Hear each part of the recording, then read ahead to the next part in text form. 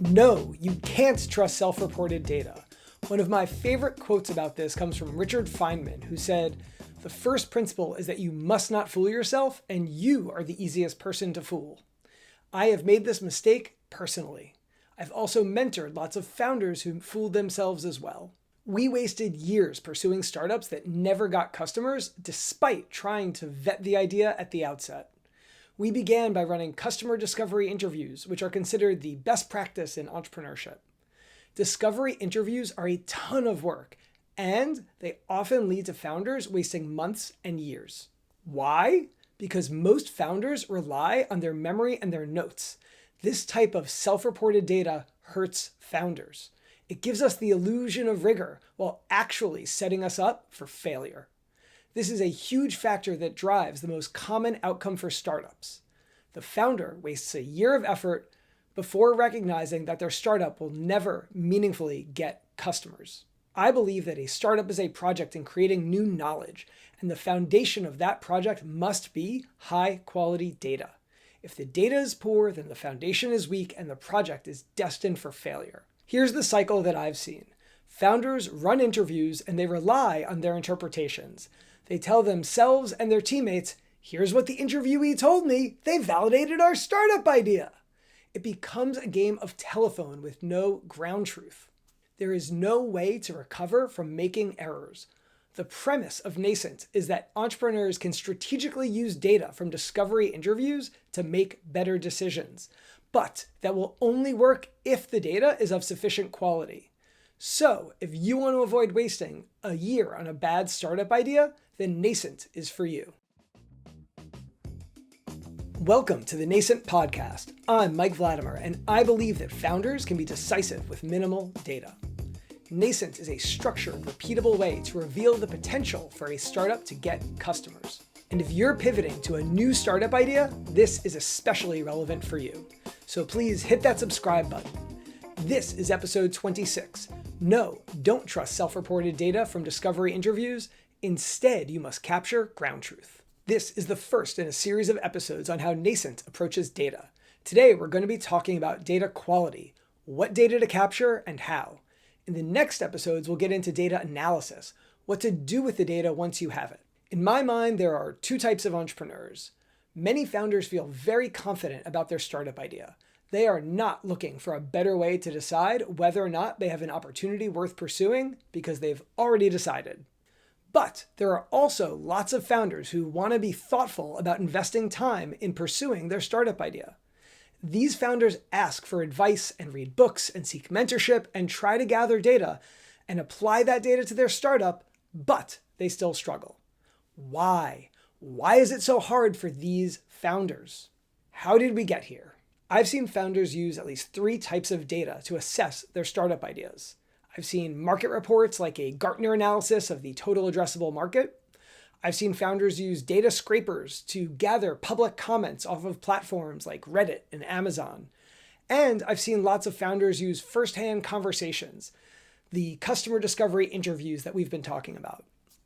So let's analyze these 3 data sources through the lens of Nascent, through the challenge of deciding whether a startup idea is an opportunity worth pursuing. What does it mean to apply those data sources to this challenge? Nascent distills the challenge down to a question. What is the potential for a startup to get its first customers? Our strategy is to focus on the potential to acquire those first customers because a startup is a project in creating new knowledge, and most of that knowledge will ultimately come from customers. This creates a cold start problem. A startup with no customers struggles to initiate the virtuous cycle of business. Founders want to kick off this virtuous cycle, but it's not clear if that will ever happen. Here's that virtuous cycle for businesses with customers. These businesses use data from their current customers to generate knowledge that they use to secure additional customers. Businesses with customers leverage this virtuous cycle. By contrast, startups with no customers face a cold start problem. They need an indication of the possibility of initiating the cycle. Nothing else matters until there's a signal about who might specifically become one of the startup's first customers. Essentially, the founder needs to focus all of their efforts in answering the question, Who specifically might become customer number 1 and customer number 2, and why? So let's come back to those 3 data sources and evaluate them through this lens. Then the challenge becomes a lot clearer. Market reports will not answer our question about who could become the startup's first customers. An estimate about a total addressable market being billions of dollars is not helpful because it's too far from the individual people who might someday pay money to the startup. And then we talked about scraping public comments. This is good directional data, but it's still secondhand. Posts on Reddit and Amazon are not sufficient for founders to understand who exactly wrote the post, what specifically happened to them, and how did that person feel about it. This brings us to the third type of data, direct conversations with human beings. I believe that first-hand conversations are by far the best data source for founders to get a signal about whether their startup might get customers. This isn't my idea. This is called customer discovery. I want to acknowledge that it solved a lot of problems, even though I see at least 2 huge gaps with conventional customer discovery: data quality and data analysis. Most founders today, and a lot of the founders that I've worked with, rely on self-reported data. They talk with an interviewee about their startup idea and they listen really well. Sometimes they even take notes. And then, after the interview, their data source is their memory and their notes. This is what I'm talking about when I say self-reported data. Founders tell their teammates and their mentors and themselves, "Here's what I heard the interviewee say." This is exactly what I did when I was at Berkeley running interviews for my startup. My focus was on achieving a count of 100 interviews, not on the quality of the data that I captured. And it was a huge reason that I fooled myself. I really want to beat this drum that your memory and your notes will deceive you like they did to me. A lot of founders that I've worked with are engineers and scientists just like me. So I find it funny when technical people accept self-reported data in entrepreneurship that we would never accept in any other field. For example, if somebody came to me as an engineer and said, "Hey, I talked to this guy and he's 20 feet tall." As an engineer, I would never accept that at face value. Instead, I would say, "Okay, prove it. Show me the guy and bring a tape measure." But I have worked with so many teams of engineers where a founder says, "Oh, I met a guy and he's a customer." And their co-founder responds, "Yep, sounds about right." When someone makes an outrageous claim about the data that they've gathered, whether it's seeing a human who's 20 feet tall or meeting a quote-unquote customer, we need to ask for receipts. A key concept with Nascent is that startups operate on invisible forces, and these forces are specific, and if we look for them, we can find them. The most important force that we are looking for is pain, emotional pain. In episode 25, we discussed the people to prospect funnel, which shows how founders need to search for people in pain. This is how we get a signal whether a startup idea might be an opportunity worth pursuing, whether the startup has a chance of getting customers and kicking off the virtuous cycle. Since this invisible phenomenon of pain is new, I like to draw parallels with other invisible forces that we're more familiar with, like the lift that makes an airplane fly. When you see an airplane in the air, you don't think, "Oh, it's flying by magic." We have all learned that although we can't see lift, it's actually pushing up on the wings, and that is what keeps the plane aloft. And it's the same with startups and products. The fundamental force that makes a startup succeed is that customers pay for products. And before that happens, before those people pay money, those customers begin as people in pain. For founders of startups with no customers, only one thing matters. A product implies people in pain. As a founder, when you have an idea for a product, something that you want to build, the idea implies that somewhere out in the world are people in pain and that your product is going to solve their problem. So let me flesh this out with a few examples. To start, we can think of the Uber app. Back when Uber's founders had the idea for their app, it implied that there were people in pain, consumers who felt frustrated that they can't get to their destination. The app itself did not matter. The only thing that mattered was whether those frustrated people existed and whether Uber's founders could connect with them. Here's another example from a startup that I worked with personally called Krishi Botics. Krishi means agriculture in Hindi, and the founder is an Indian guy who's building a precision farming product. So when we applied Nascent to his startup idea, the first thing we did was say that precision farming implies that somewhere in the world there are farmers who are worried about dispensing massive amounts of pesticide on their fields. Again, the product does not matter. Precision farming does not matter.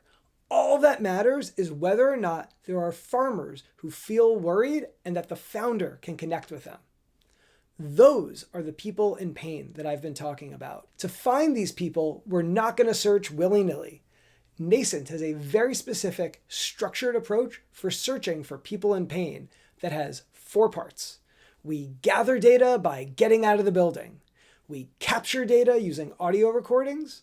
We categorize data like a nurse in a hospital. And we iterate like a wildcatter prospecting for oil. In this episode, episode 26, we're going deep into the first 2 parts where we gather data and capture data. And then in the next episode, episode 27, we'll cover how to categorize data and iterate. So, how do we capture data? Founders need to, quote unquote, get out of the building, get out of your house, out of your office, and run interviews. And yes, if you interview somebody via Zoom, that still counts. The point is that you gotta get firsthand data from people who are not sitting next to you right now. So yes, get out of the building, and you must record the interviews so that you capture raw data and secure ground truth. I'm just going to keep beating this point to death because it is so important. It is so fundamental to Nascent and to being a founder who doesn't waste time. If you are listening to me, that means you are a human. Humans are wonderful people, but we suck at data capture. Humans introduce errors. My goal with Nascent is to save you time, to help you avoid wasting a year pursuing a bad startup idea. So for me, I would consider it entrepreneurial malpractice to work with self-reported data. Listening is not sufficient. The fact is that you're a human, so your memory is not reliable. And even the best note takers make mistakes because notes require interpretation. Inherently, interpretations contain errors. Notes are a mix of accurate and erroneous data. The point of Nascent is to avoid fooling ourselves, which requires an ability to undo errors. Only recordings enable error correction. They allow us to fix our misinterpretations. For a bunch of you in the audience, I know that as you hear me talk about the importance of recordings, you're starting to feel anxious. Probably about half the founders that I've worked with start to tense up when I bring up the importance of recorded conversations. So let me address the elephant in the room and talk through my experience and the experiences of the founders who I've worked with. I recognize that Nascent has a very dogmatic approach about recorded interviews, and this would not have worked 15 years ago. I believe that everything changed with COVID. Asking somebody for a recorded conversation pre-COVID was likely to end in a no because it was so uncomfortable. However, post-COVID, I've noticed that people are much more accepting of being recorded. For instance, it's now really common to be in a Zoom meeting where somebody brings their note-taker bot, like Otter AI or Fireflies. Of course, some people opt out, but by and large, it's pretty normal for online meetings to be recorded. Which brings us to in-person interviews, where recording is more awkward. I will acknowledge that. There are a couple of things that I have found to be best practices that make this much easier. The most important thing is that you want to ensure that the interviewee agrees to being recorded. It cannot be a surprise when you start recording. So when you begin an interview, I want you to wait before recording. The key is to frame the recording as a benefit to the interviewee. How? Well, interviewees want to be helpful. The entire reason that the interviewee agreed to talk with you in the first place is because they're trying to help you. The unlock is giving them the ability to be even more helpful. The way that I think about this is that people love talking about themselves. It feels really good for us to share our experiences when it's helpful. You are looking for when your interviewee gets into that mindset. In that moment, when the interviewee says something interesting, something helpful, that is your opportunity to record. The transition that I find to be effective is that I say, sorry to interrupt you, but what you're saying is really helpful and I don't want to be distracted by taking notes. Would you mind if I recorded our conversation? What I've found is that when you start by validating that they're being helpful and then you give them the opportunity to be even more helpful, the interviewee often agrees. And in that moment, that's where you're going to quickly bust out your phone, open the voice memo app, hit record, and just put the phone face down so that it's out of sight, out of mind. In my experience, this whole process only causes a few seconds of delay. Over the past few years, post-COVID, I have found that this approach works for me and the founders that I support about 80% of the time. So if recording doesn't work for one interviewee, no worries, the next interviewee will likely agree. But without a recording, it's a deal breaker. No recordings, no Nascent. We need high quality recorded data that we can analyze as many times as we want to truly create knowledge about these people and their pain that are implied by our startup idea. This enables us to decide whether it's actually worth building a product and starting a startup. So if you're listening to this because you're a founder, you might have even run interviews. To get better results, you need to stop trusting self-reported data and start capturing ground truth. This is the key to avoid fooling yourself about what was actually said in interviews and instead to build a solid foundation. Without that, anything that you do next, from trying to build products to pivoting the startup entirely, will sit on a bed of quicksand. We do not want to build on a faulty premise, and the key to overcoming this is high quality data. In the next episodes, we'll get into data analysis, how to take those recordings and use them to make decisions about your startup. So if you're a founder of a startup with no customers, here's what you can do right now. In your next Zoom meeting, be bold and hit that record button. Even if you only have a free Zoom account, you can still record meetings that are up to 40 minutes long. And then you can start to try recording in person. Go ask somebody about something. Once they say something interesting, once you find what they're saying even a little bit helpful, that's when I want you to try using our prompt. I'm sorry to interrupt, but what you're telling me is helpful and I don't want to get distracted with taking notes. Would you mind if I recorded our conversation? The big idea here is to start to develop this muscle about recording our conversations. And they don't even have to be conversations about your startup, at least at first. You can ask somebody for a pasta recipe. You could ask for movie tips. It doesn't matter as long as it's being recorded. Let me know how it goes. If you found this episode useful, I hope that you'll share it with a founder who's still relying on their listening skills and their memory. And if your startup is pivoting and you want to ensure that you do not waste another year on a bad idea, let's get on a call. You can schedule time with me using nascentidea.com.